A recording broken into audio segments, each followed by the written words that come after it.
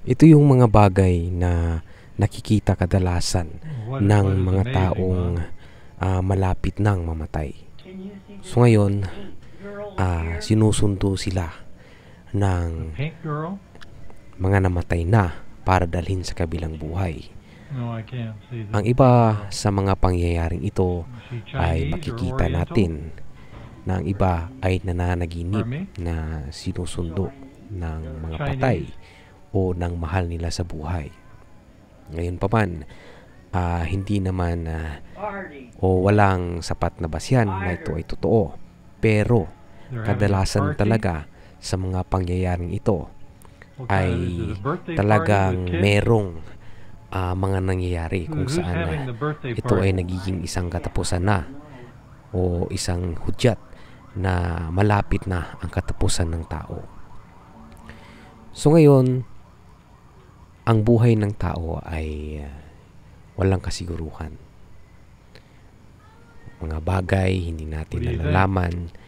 Minsan, kahit gaano ka ka-healthy, kung kukunin ka na, kung magtatapos ang buhay mo, ay magtatapos talaga. Hindi natin pwedeng sabihin na malakas tayo, hindi tayo naninigarilyo, hindi tayo umiinom, ay hahaba na ang buhay natin. Sapagkat ang buhay natin ay hindi natin hawak.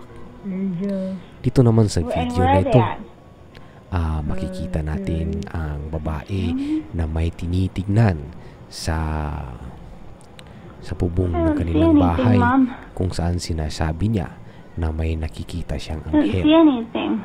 At sa tabi niya ang kanyang anak na sinasabi naman na wala siyang nakikita.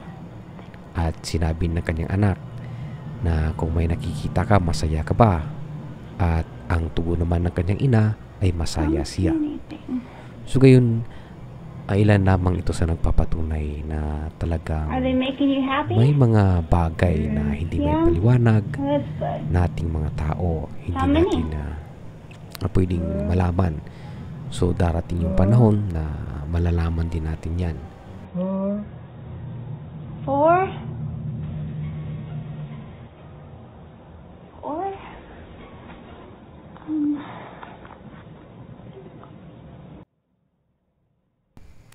At dito naman sa video na ito, makikita natin ang lalaki kung saan may inaabot siya at talagang may nakikita po siya. So guys, tignan nyo naman, talagang may nakikita siyang hindi natin nakikita. So ngayon guys, talagang mahiwaga yung buhay ng tao.